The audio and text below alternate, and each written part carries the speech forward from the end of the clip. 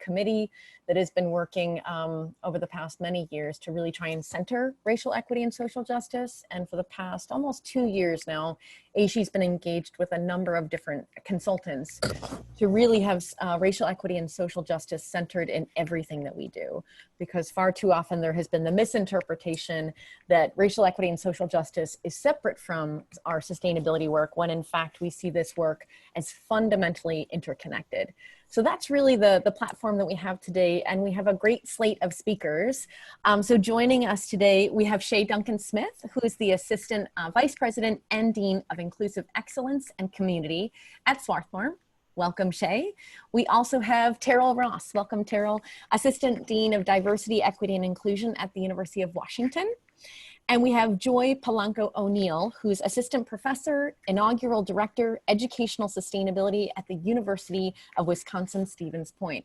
And today's discussion is going to be facilitated by Kimberly Smith, who is at AASHE. She's our Director of Marketing, Meetings, and Membership. So with that, I turn it over to Kimberly for a great conversation. Thank you, Megan, and welcome everyone. I hope that you have come to this with an open mind and ready to receive some wisdom from our great panelists today. I want to kind of start our conversation off with talking about, I know Megan's already shared with you why AASHE is focusing on this, but I also want to share with you something from the Center for Urban Education at the University of California. And that they reported 5 obstacles that stand in the way of racial equity at the system level. And they identified those 5 things as following: not knowing how to talk about race, not knowing how to make racial equity operational, and not understanding that racial equity is a product of racialized structures, not setting goals by race and ethnicity, not establishing racial equity indicators, and not reporting racial equity outcomes routinely, not having a strategy, and by the way, this is number 3, not having a strategy to engage institutions in the adoption of racial equity benchmarks and a plan of institutional transformation. 4, not having a set of racial equity best practices to implement systematically. And 5, not having the know-how and procedures to assess the ways in which policies, practices, and initiatives undermine racial equity. So I want us to just kind of pause there and absorb that information, because I think it's crucial that there are reasons why we don't have a lot of those systems.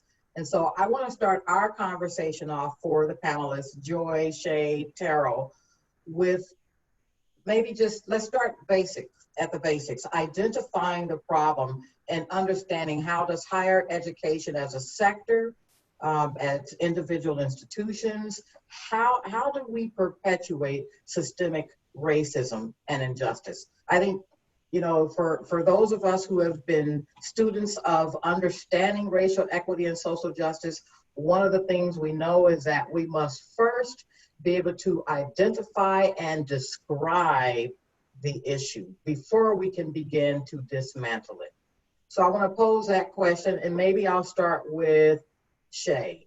Shay, can you want to take a stab at helping us identify some of those, how higher education as a sector perpetuates systemic racism?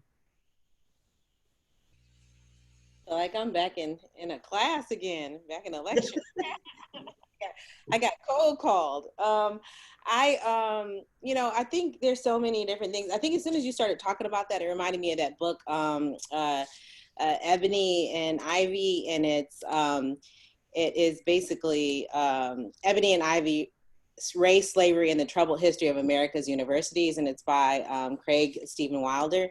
And it talks about how many of these institutions actually were funded and you know, their endowments and things of that sort were from slavery. And also how many of the individuals who worked on these campuses over the years, you know, some of it was, you know, built off the backs of slaves. And so, I mean, I could even just start sort of there if you want to get down to like, just, you know, real history. And so I think about like now and like sort of where we're at now. And just if you look at the diversity in terms of the occupational status or occupational sectors on our campus, you see that when you look at the senior leadership, how extremely far we are away from where we need to be when it comes to diversity in our leadership positions. And then you look at individuals who may be, you know, in the areas of like environmental services or grounds and things of that sort, and how, you know, it's not as diverse. And I even look like deeper into some of those areas and see that, you know, when it comes to, you know, landscape design, there's a certain, you know, certain races that are represented, overly represented in that area. And, you know, and the individuals who are actually like mowing the lawns, like how that's represented. And then just not having pipelines for apprenticeship programs and things of that sort. So I just, I mean, I could talk all day just about like how things are structured, you know, how things, you know, were structured in the past. And then also how, you know, presently we still have so much to do when it comes to racial equity on our campuses. And then really getting individuals to have the conversation and wrap their minds around creating a strategic plan for the university where their educational quality goals are have diversity, equity, inclusion, racial equity goals, access goals integrated within that. It sounds to some institutions as radical, like that's a radical thing to do. Right. You know, even in my title, it's inclusive excellence, and that's what that is really when you're integrating your diversity, equity, inclusion goals into your educational quality goals, and you're aligning it with your mission. And I know Megan, and for years that I've known her, we've talked a lot about what inclusive sustainability is and how do we take our diversity, equity, inclusion, racial equity goals, social justice goals, and integrate that into sustainability, because you know, we miss big segments of the population when we don't do that. And we'll talk more about that. But yeah. No, that was excellent framing though, Shay. Thank you very much. Joy, how about you? What are your thoughts? There we go. Hear me now? Okay. I think that I'll speak from it from a perspective of I'm a you know, faculty member in this field, and some of the historical background to kind of piggyback off what Shay was saying is culturally our paradigm of teaching and learning is a Western dominant paradigm in culture of teaching and learning. And so what that means to in higher education is that we have these systems built up from that are mechanistic, rote, linear type of systems of teaching and learning, and based on the dominant culture that we have had in higher education. So when we teach and learn as faculty, we without training, and that's what you know that we're building in now with our centers, which is great, is to perpetuate the system in which we were taught ourselves.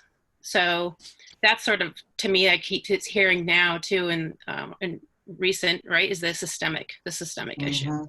So it really ties into the culture of our past, and how do we start building in inclusion, ways of teaching and learning that are more culturally relevant and diverse. So I think from that perspective is, again, it is historically developed of how our higher educational institutions are founded and here today. And it's time to work on, you know, we'll talk about that more in the next questions, I'm sure, is how to think about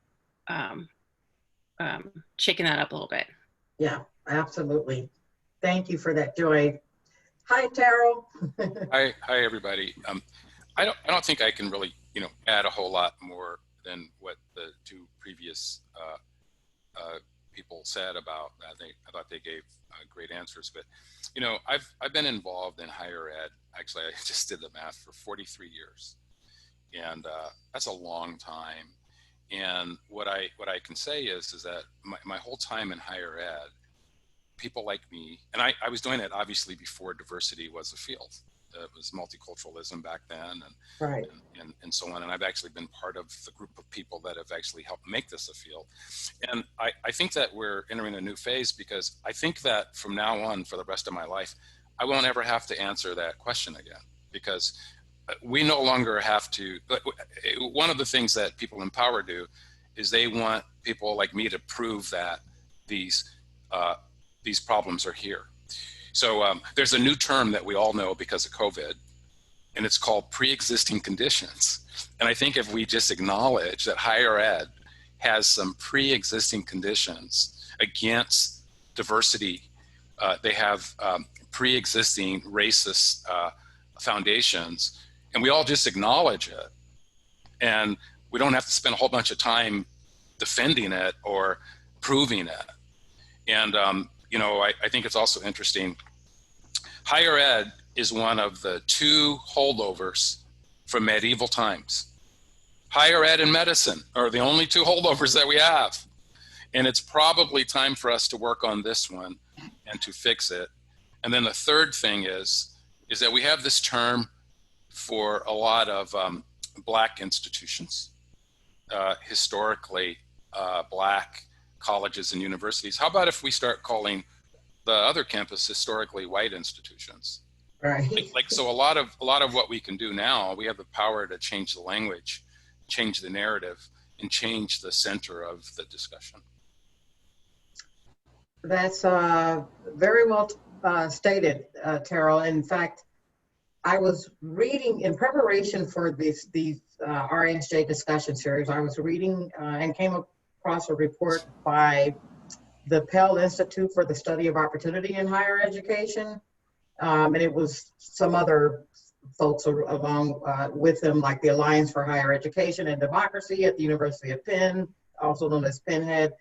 And the report that they produced for 2020, which was their historical trend report, found a lot of things that were pretty disheartening and deflating when it comes to racial equity, you know, diversity, social justice within higher ed, and the stats weren't all that great.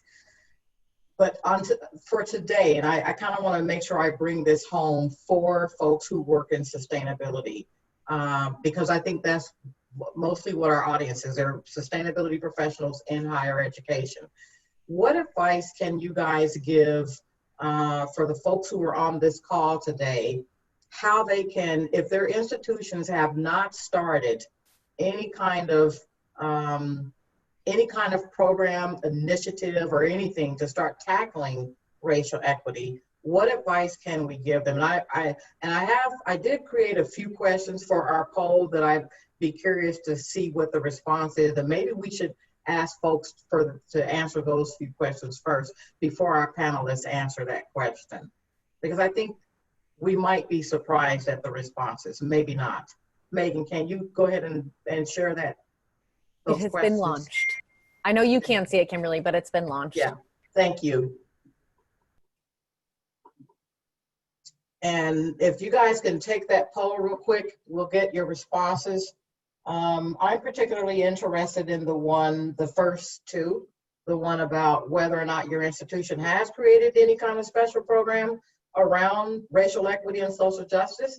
And the second question, I believe, is if so, if you have a seat at the table. Not even half have, it's sort of slow to respond here, Kimberly, so another few moments here, and we're almost at half have voted. I can see it, but I can't get to the third question. I can see the first two, so I'll just answer here. Okay. Can you see it now, Terryl? No, it stops at the top of the third question. Okay, that's okay. Answer the ones you can see, and that'll be okay. I think the third one was just like, what do you need?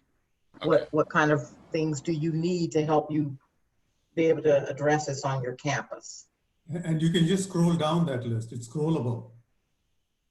Thanks, thank you, Raghu. I recognize your voice, and welcome. Thank you.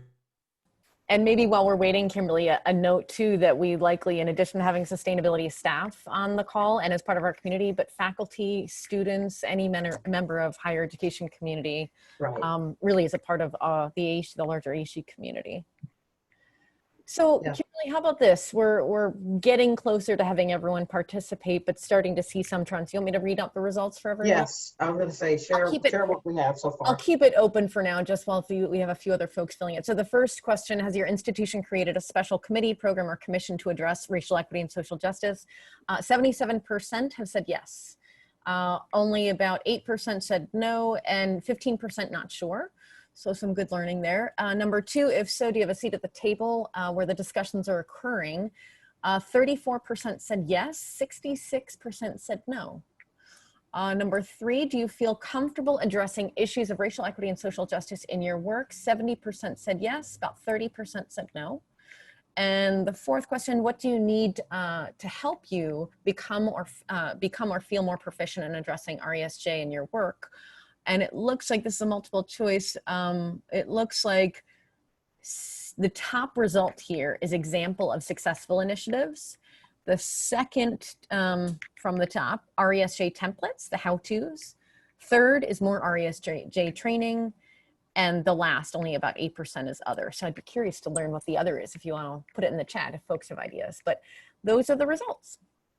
Again, can you repeat what number 3 was, the yes or no? Sure. Do you feel comfortable addressing issues of racial equity and social justice in your work? And just 69% said yes, and 31% said no. Thank you. Sure. Okay, but I think what I heard is we have a good number of people whose institutions have done something around this area, especially in light of all that we're experiencing. But the majority of folks do not have a seat at the table. That's what I'm hearing.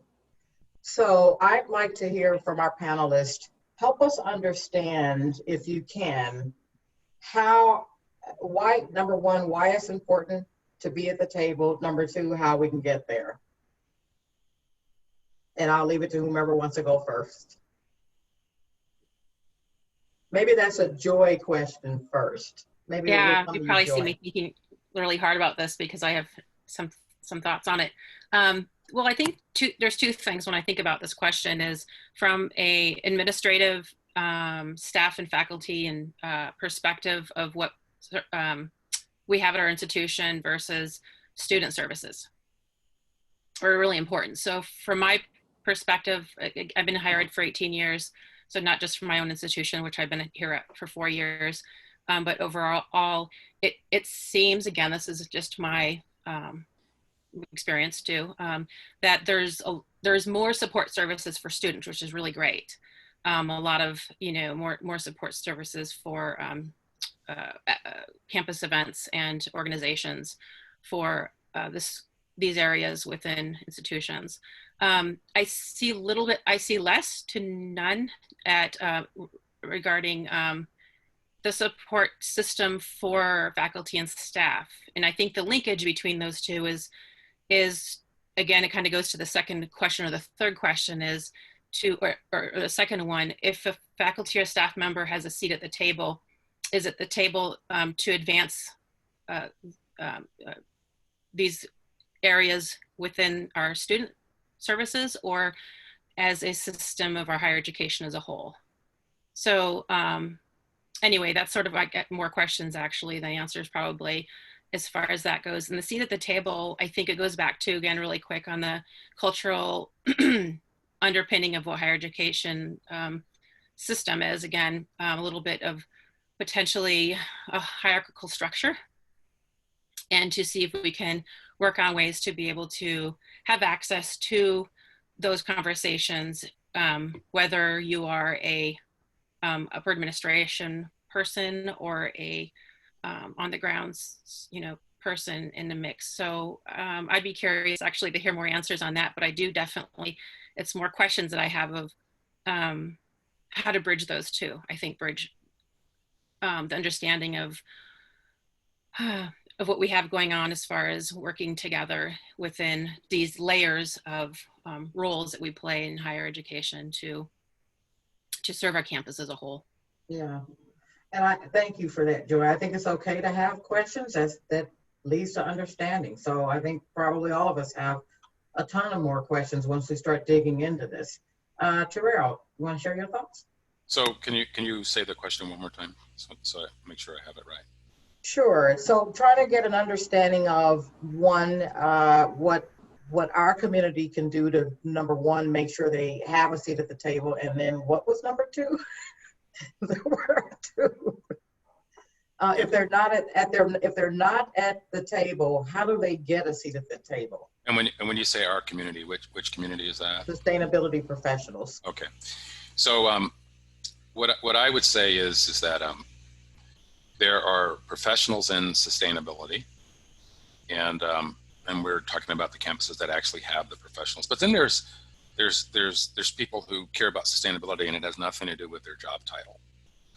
And they're all over, and they've been all over, and they're going to be all over. And so what I think is that so obviously, if you don't have a sustainability office, then for those of you on this call, your goal right now should be to get one. And there's plenty of research. This is a great organization here that Megan runs that can help you do that. And so that would be on one end. And then for the people who already have offices like we do at the University of Washington, I think that our job is to be in coalition with other people that are doing some of the change work.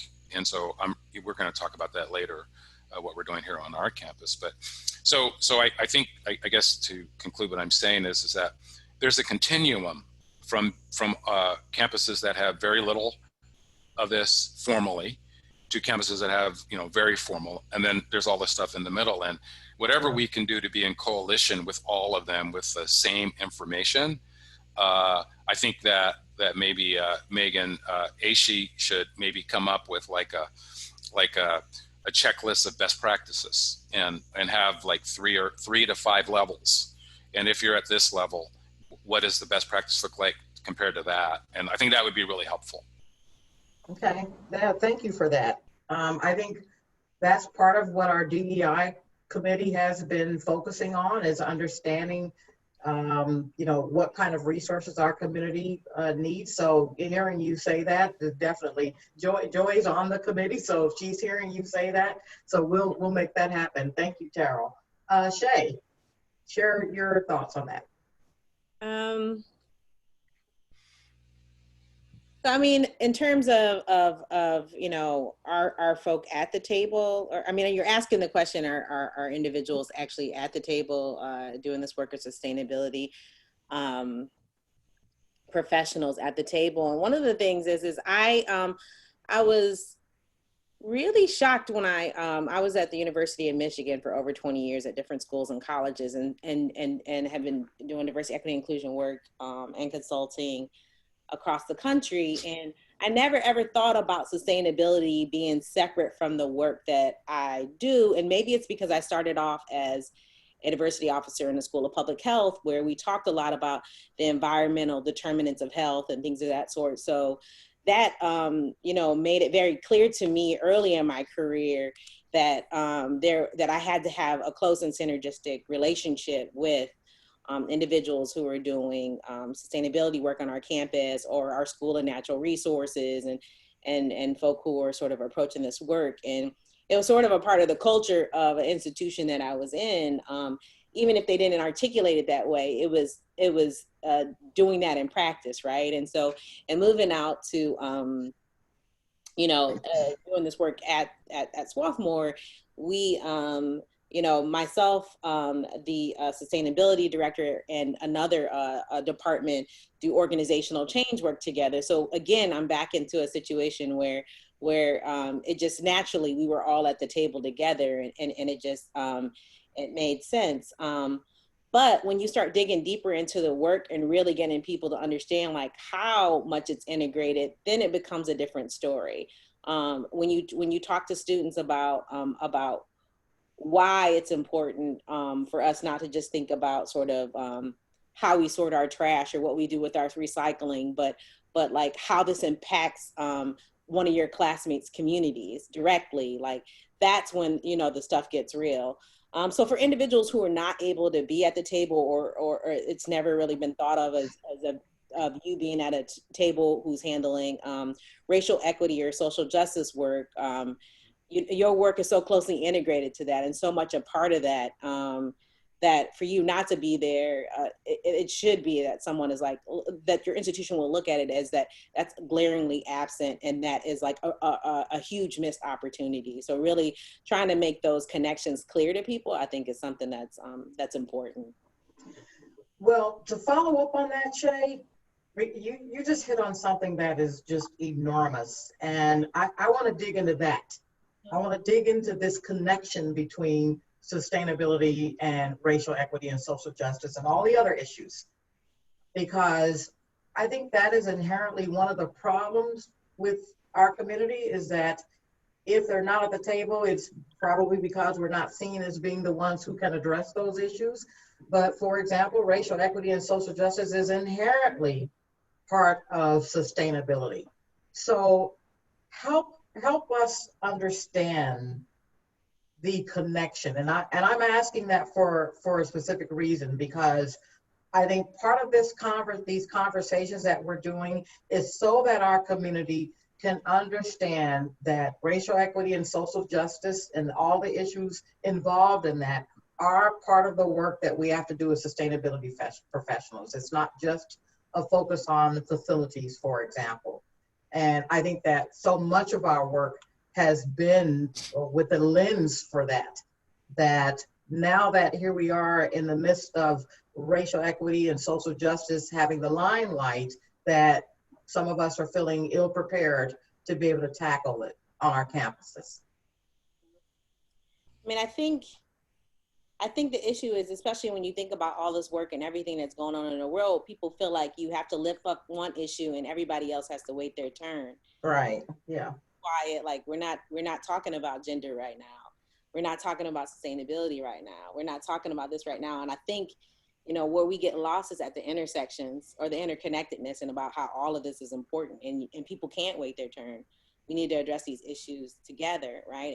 And that does not mean not giving the proper and appropriate attention to, you know, for instance, you know, there was still a lot going on around anti-Blackness. And we need to focus on that. We need to talk about that. We need to say it, to own it, and to do something to change that. But that does not mean that there is not xenophobia in this world. And that does not mean that they don't have these babies and their parents in cages, you know, in these immigration, right. You know, so let's be real about what's going on. And everybody, we need to lift as we climb together. I think what is at the root of everything is, you know, if you want to go back to just talking about racial equity or social justice, it's that you have this cause and that you have to choose, and not making those connections. I mean, I remember talking to well, historically, if you look at sustainability, you know, the face of sustainability has been white women in leadership, you know, in a lot of these movements. And that's sort of like the media presence, you know, behind the scenes. If I was to take you to some different communities, if I was to drive you through Detroit or drive you through, you know, St. Louis or different places like that, we might say something different, or we might see something different, right? Because of what's going on, and people are, you know, talking about, again, the social determinants of health and how the environment impacts people. So other people might see different leaders that are more diverse, but how we sort of lift things up, or if we look at higher education and who are in these roles, you know, you probably have the data better than I do. We see this particular face, and, you know, many times it's like, well, I cannot relate to that. So how do we make these connections? How do we bring other folk in? And I've had situations where I've tried to talk to some of my white colleagues about, you know, in different settings or across the country about like what these connections are and how we should be addressing sustainability issues together.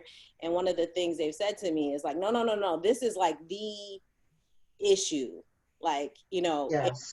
if we don't do something about, you know, this 1 degree, like, you know, change, you're not going to be here to be worried about race. And I'm like, hold up, you know, like, I'm taking, you know, people are taking calculated risk walking out their door every day. How are you going to convince that person that these issues aren't important? So really having those real conversations, or like, I mean, I was giving a diversity training to some individuals who were really into, like, it was about, you know, animal, you know, cruelty and protection and everything like that. And how that impacted that on the environment.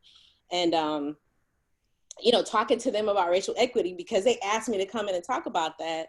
And they were like sitting there with their arms sort of like, you know, folded up. And they basically said to me, like, you know, how am I gonna have that conversation with, you know, with you when, you know, you know, you're eating basically my clientele who I'm there advocating for, right? And that was like what they were saying. And I was like, you know, so you're having these are the kind of discussions you're having, and you have to be compassionate about it and stuff like that. But it's these little wedge issues that that aren't so little, that are near and dear to people's hearts. So how do we like engage for mutual understanding so that we can actually move the goalposts? So I'll just leave that there. I could go on. I could talk to you all day about No, you're fine. But I think that's, I mean, this is sort of the crux of the issue. And Rihanna Gunn Wright, and I'm sure you guys are familiar with her, did an I don't know if it was an op-ed, but maybe it was, in the New York Times recently, where she basically linked what was happening even with the police violence to, you know, environmental justice. And, you know, I thought, I should have had the link available today. Maybe I think I actually put it on our resources list, so we'll share that link out. But it was, you know, enlightening for anyone who hasn't thought about, you know, even the current state of affairs, you know, with sustainability. And I think that's part of the work that we have to do. You know, if you think about urban communities of color in the US can't go outside because the fumes are too strong, but in that same neighborhood, a cop could run and shoot them. So they're not experiencing these problems separately. So, you know, police violence, for example, that's another environmental factor that makes the places, the physical environments that Black and brown communities live in unsafe and unjust. And that's part of what environmental justice activists have been assisting on. So we have to define, you know, our work more broadly, and that it can't just exist in this lens of whiteness. That's erasure. That's thinking that, you know, environmental issues are still white when they're clearly not, when Black and brown people are the ones who will be most impacted by it. So I think it's important to have these conversations and to talk directly about, you know, what our work entails. You know, I think we're releasing the staffing report for 2020 coming up in the next couple of days. It may have been released already. I don't know. I see Andrea on the call. Did it go out today or tomorrow? Okay. Oh, it went out. Okay. So you'll see in there, I mean, we've got demographic information, but for all the staffing reports we've previously done, this field is 99% white. But you talk to Black and brown people, you know, we've been recycling all of our lives. We just didn't know it was called sustainability. Okay, I mean, you know, I think you could ask for the people of color on this call to show of hands how many of you all grew up in households where you were recycling all your plastic bags, where your families told you you can't stand in with the door of the refrigerator open and pour your water. You had to close. You had to eat everything on the food. Eat all the food on your plate because there are starving children in Africa. That was repeated in all of our households. So I've been a sustainability practitioner all of my life. I have friends in the Caribbean who use banana leaves for packaging 20 years ago, but there are companies now who are making them as if it's like this wonderful big new thing. Terryl, let's hear some thoughts from you. Okay, I'm sorry. So the question again. Yeah. So we're talking about this connection between racial equity and social justice, and why it's so important in our work with sustainability. Yeah. So, and I actually, Megan's going to smile because I shared this at a conference some time ago, but when I was a much younger man, sustainability it was like a three-legged stool. And on one leg was social justice, another leg was economics, and on the third leg was environmentalism. And everybody kind of agreed with that. And since then, we've moved quite a bit. And what I think works today in the 21st century is to simplify things and to make connections for people that they're not making for themselves. And I think that the place, and so I've been in DEI all my life, but I've also been an environmentalist most of my adult life. And the one place where we all agree and we don't really have to talk people into it is social justice. Everybody that I know in both of those camps, and they're actually very passionate about their social justice. So if we can make social justice the core, we already have something built in, and then just expand it to the point where we learn how to listen to each other. And I can tell you one thing from working with both communities, and I've said this before too, that right now today, the environmental community is far more interested in working in the diversity committee than a diversity committee is working with the environmental community. And Megan, we were going to give a presentation to the I forgot the official, the National NADAHE. Association of Diversity Officers in Higher Education. Thank you. You're welcome. And we were going to give a presentation. We were going to ask some foundational questions to find out where things were and to see if there is a place where we could start meeting. And so I think if we just focus in on social justice and start explaining their relationship, because there's languages in sustainability, there's languages in DEI, and if we become equipped with the language of the other, I think we can expedite those conversations. But you know what? Starting this fall, certainly this winter, when we probably are going to go back to face-to-face, we're going to have these conversations. So we don't really have to worry anymore about, making them happen. In fact, what I told my boss recently, I said, since I've been here, I'm entering my 4th year, everybody has put diversity on their list. We've gotten it on the list, okay? But as soon as the quarter starts, guess what? It goes down the list. I said, guess what's going to happen this year? Not only is it not going to go down, it's probably going to go up the list. And so we have this window. We have this window, and it'll be at least 6 months, but it might even be a few years. And we can really move the needle if we learn how to basically talk within and between these communities. Yeah, I would agree with that. I think that even came up on our last discussion where the issue of how sustainability professionals coordinate their efforts with DEI professionals, and that it's, because it's so inherent to our work. So I think that's spot on. Joy, I want to give you a chance to weigh in here. Yeah, I would say, ditto what everyone else said. I was going to say that they're inextricably linked. I like that you mentioned the stool example of that. But I mean, if we look at sustainability through the lens of, I would say, about or for sustainability, then we're looking at more about,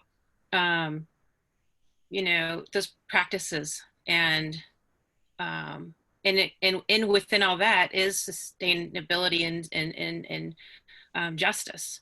If you look at what sustainability, I think defining it through the lens of being principled, so learning or embodying sustainability, it is a different way of thinking and a newer way of thinking, or maybe not really new, but just actually bringing all cultures and all ways of knowing to the table to be able to understand the principles of our practice, which is diversity, pluralistic democracy, partnerships, collaboration. So I think that I lean towards looking at that as far as that is our core of the field of sustainability, and then the content in which you teach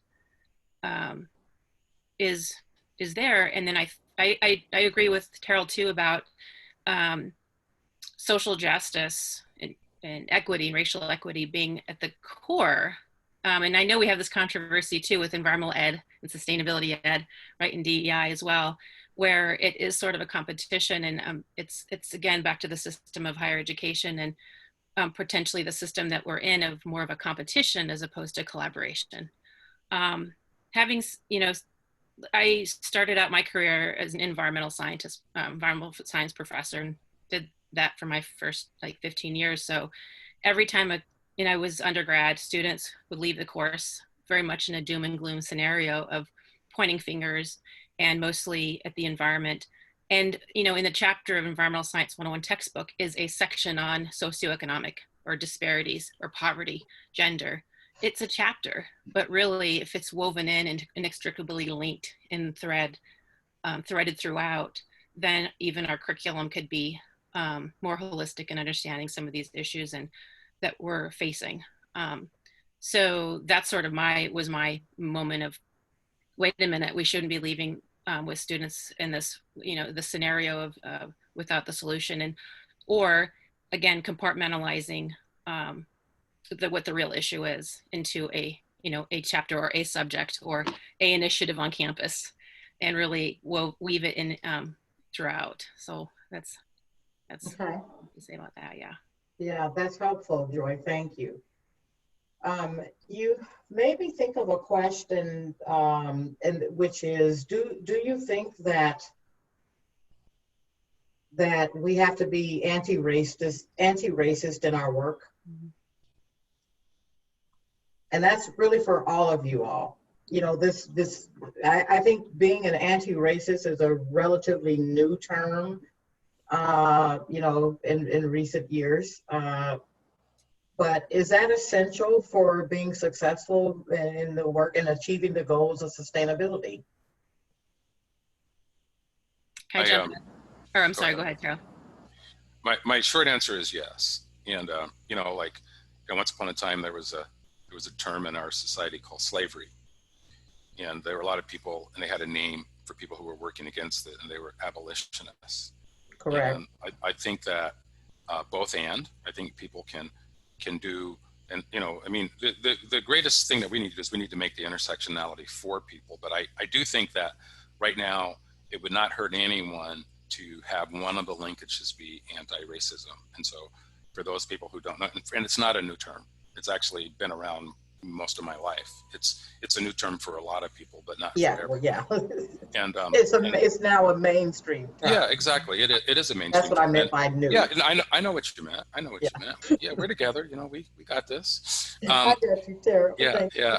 And so, and I do think that there's literature around it, there's activism around it, and I think if we can put anti-racism in the curriculum.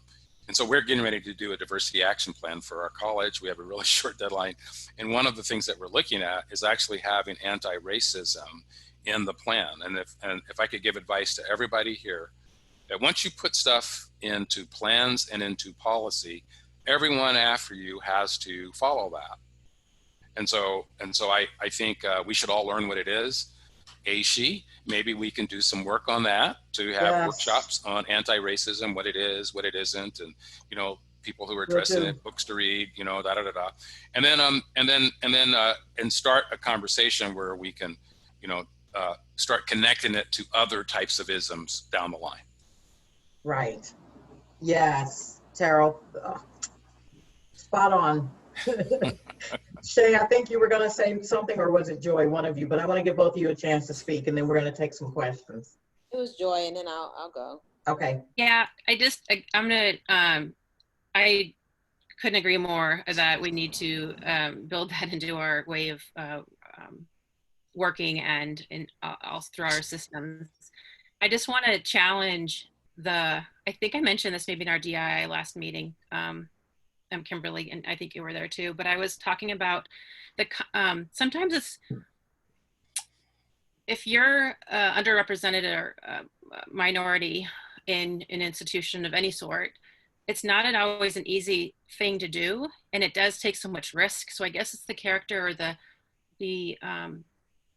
it's your livelihood. So putting your livelihood on the line for to enter into those conversations is something that I'd be interested into, as well as thinking more about it and working through how to do that and how to be an anti-racist in your workplace, or in any institution or work that we're doing, because it takes so much. And I'm just thinking, culturally, again, you know, looking at,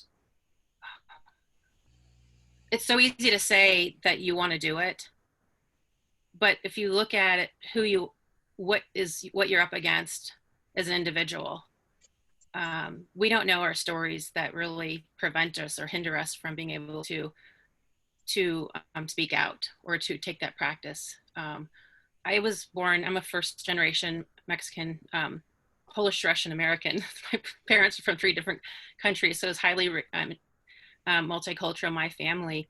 But I was raised to speak English. I was denied, you know, I was denied my cultural roots, basically, so I could be that American who can have a chance for a better life in this country.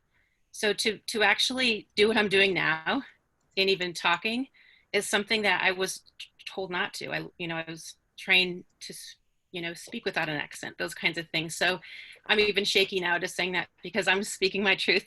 Kimberly, as you said, take the chance and just jump out here and say it. But I look forward to hearing more about how to do it, and be safe. Understood, Joy. Thank you. Shay? Yeah, I mean, so I guess my answer to all of this would be like, of course. And Yeah. I think one of the things, you know, about being an anti-racist, it means that you're actively working like every day to dismantle, to eradicate racism, right? And so you're putting in that work, and the only way you can put in that work is by also doing that work and learning, as Terryl pointed out, like, you know, building on that knowledge and then also acting on it, right? It's not just about having the seat at the table, but every day you earn that seat at the table. Yes. You're putting in the work. And if you're not putting in the work, if you're at a table like that and you're not speaking up and then you're not lifting up your voice, then like, you know, in a card game, you need to rise and fly. You need to move out of that seat and allow somebody else who has the courage to be able to lift it up. If you can't find your voice, you know, you're going to have to, like, you know, move over so somebody else who does have that voice will be able to lift it up, because right now it's just too precious for you to just be there because you feel like, oh, finally, because of seniority or experience, you're at the table. Somebody told me the other day, basically, you know, I feel like I have more seniority or experience, so I feel like I should have been given this opportunity. I said, well, it's not about the seniority and the experience, it's about how you're leveraging it, right? So when you're at the table, how are you lifting up your voice? How are you making a difference? How are you getting out there? How are you taking a risk? And that's hard to ask people those questions, because one of the, I recently had a Dismantling Anti-Black Bias and Racism series. 300 people registered, kind of like this. It was a 4-part series. We did it over a month. It happened after the tragic murder of George Floyd and a rash of events that were going on in this world. And, you know, one of the questions I asked them in doing this work, like I said, how do we work to dismantle a system that we're complicit in and that we benefit from? Right. And what sacrifices, because it's going to be sacrifices, are you willing to make to change that system? What risk are you willing to take to change that system? Because it's not going to be comfortable. And there's going to be places where we're going to reach our learning edge and we got to go out and get more information. But some of the times it might be, you know, our institutions coming and saying, guess what? Like, we're not really ready to go in this direction. And you might not actually be the right fit for us, which is what, you know, the words that we like to use to discriminate against people. And so what are you going to do in those situations where, you know, you're trying to work to make sure that the institution is living fully into what it says it is, right? Or even articulate what they should be living into, right? You know, maybe redefining their division, reimagining it. And you get to a point or an impasse where it just is not happening, right? It's not your vision and what the agency is that you feel like you have to work towards for this institution or whatever organization you might be working for is not lining up. Like, there's got to be a point where you have to decide, like, well, my ability to impact change is gone. You know, maybe I need to figure out a different place, right, for me to be able to do that. And I'm, you know, I don't want you all to have like this mass exodus, but I think these are some of the hard questions that we sort of need to ask ourselves, and really understanding the responsibility of our role and the power of one. Mhm. Yeah, so one of the things I think I keep thinking about Terryl, one of the places that has a really good example of like integrating racial equity and sustainability, I mean, thinking about this and about shaking things up, is King County. King County has done some really, Megan is shaking her head. I mean, some really impressive things. I don't know, I would like to see what the assessment is like. I mean, how they've articulated and laid it out in terms of their equity determinants are amazing. But I wonder, like, in working their plan, have they realized some of those things? So maybe we can share some of that, like some of the links for that with them. But that's one example of when I think about like actively being an anti-racist and showing what that looks like in practice. King County is a good, and Washington is a good place to look at. Okay, good to know. I'm actually working on a resource listing that will include effective models from different institutions, because that question came up on one of the other discussions as well.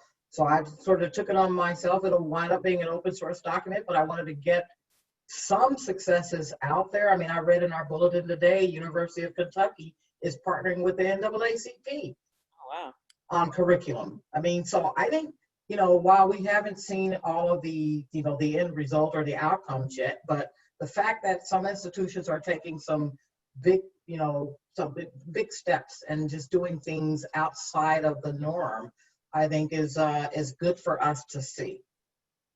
So thank you all for that you're sharing your wisdom, your wonderful insight.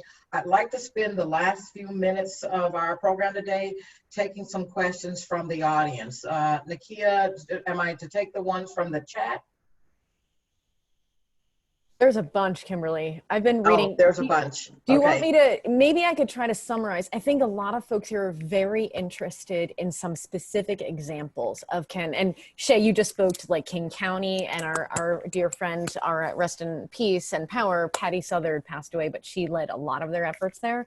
And if any of you folks could speak to other specific examples that folks could sort of pursue more information around how campuses have really done such a great job in sort of creating and explaining the intersection.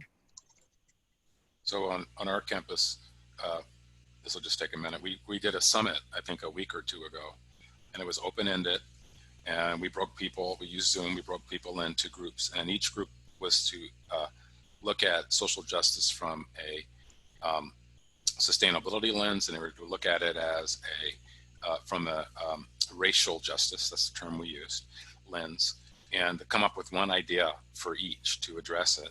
And now what we're going to work on, we put a list together, I can send that to you, and we're going to pick some of them and actually work on them starting in the fall. And so it was a real summit. It was short, you know, we got people in and got them out, and it's a foundational work, the beginning of what we hope will lead to action. Okay, that's helpful. Anyone else want to share something? And I am thinking about, there was an article, I think that was in the Chronicle of Higher Ed, about a new initiative that I think it was all of the community colleges in California. If anyone is familiar with that, speak to, I should have had it ready, but I can't remember. But they're all paying like $25,000 each to be a part of like the Center of Inclusive Excellence or something like that. You know what I'm talking about? They're actually participating in USC's Racial Equity, Race and Equity Institute. So thank you. The only reason I know is because I actually teach for the Institute. Okay, there we go. So, you know, they're coming together and creating a racial, you know, equity plan. And actually at Swarthmore, we participated in one of we were one of the inaugural institutions to participate in the Institute.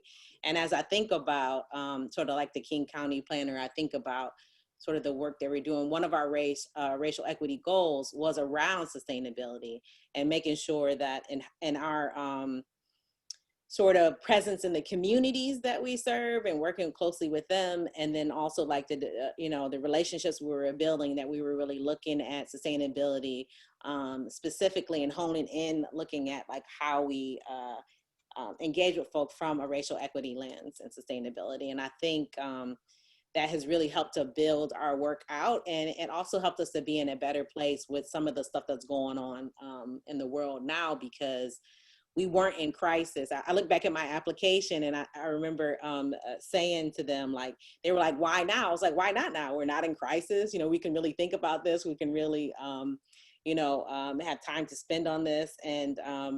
And when the crisis came, you know, we were a lot better prepared to be able to really tackle this and to think about this and have the conversations like you and I are having, all of us are having today.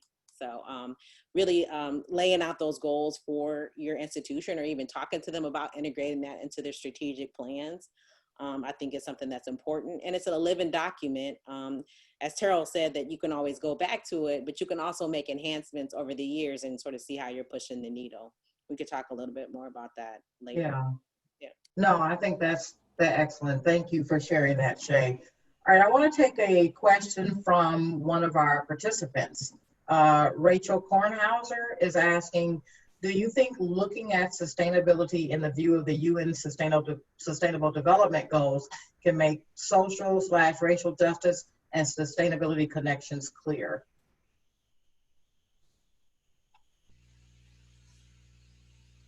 I think that's a good approach. I think, Joy, if you're talking, you're on mute. I just want to let you know. Oh, sorry. I mean, now you missed all that stuff I said earlier. No, just kidding. I was actually in that last question, I was going to say from a teaching perspective, including that, because I do teach social justice and sustainability. And so I'm able to draw from that venue into working with projects with students. And but as far as this question goes, I think that is really helpful to actually align with SDGs, or at least build on those, or use them to leverage, I guess, the opportunity to include it, because there are, I can't remember the exact goal, but one of them is gender equity inclusion, and one of them is equity in education. So I definitely think those are really, maybe number 4, a great way to, especially when you're working through maybe convincing or trying to get some of this on your campus, to highlight those, because they're so universal. I know there's a lot of controversies about what that really means, but I think they're helpful to really build on and share with your administration and your leadership and your colleagues to advance this field. So. Okay, Terryl or Shay, do you also want to add something to that, or are we going to the next question? I'm good. I mean. Okay, so I want to take a question from Cami Sokow, and I think I actually saw this in the chat several times, which is, how do we help inclusive excellence / multicultural offices see the value of sustainability, or how do we get them to see the value? The short answer, and Megan knows this from working with me by now, you have to go to them. You have to go in their space, and you have to listen. And right away, people are not ready to talk about sustainability. You can use social justice as the hook and maybe talk about, in what ways do we intersect? And you might have to go more than once. But if you go long enough for them to feel heard, for us to feel heard, and to feel that you're sincere and that you're not just a flash in the pan that wants to put this on a checklist, you'll get there. Okay, thank you, Terryl. Anyone else want to add to what Terryl just said? Okay, I want to be mindful of our time. And I want to thank you guys, but Megan, I'm going to ask you to close us out. Before Megan speaks, I do want to ask Nakia if you will drop in. We've started a racial equity, social justice resource list for the sustainability community. So I want to put that link in the chat so that you all know that that exists. It has tons of resources on there that we're adding to it daily. And if you have some resources that you'd like to add, put them on there. But we're creating more, but that's just a start.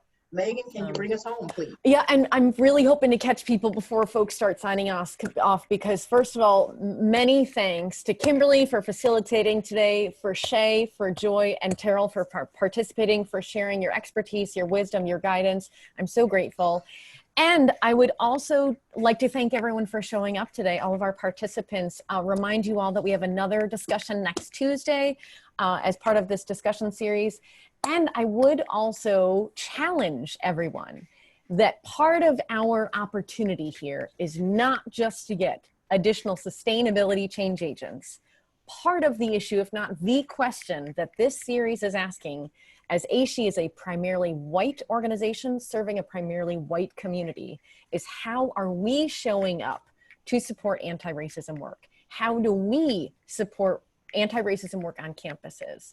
So I leave you with that frame, and I look forward to seeing you all hopefully back next week. Thank you, Shay, Joy, Terryl, and Kimberly. Thank you All all. right. Thank you, everyone. Have a great day. All right, bye-bye. I'm reading Penny's comment as a librarian. Shay, Terrell, Joy, you guys were fantastic. Thank you so much. It was great. It was an honor for me to talk with you and ask you the questions. So thank you. Thank you, everyone. Thank you. All right, see ya. Hugs. Yes, virtual hugs. And Shay, we'll see you next week too. Thank you. All right. Great work, everyone. Thank you. Bye-bye.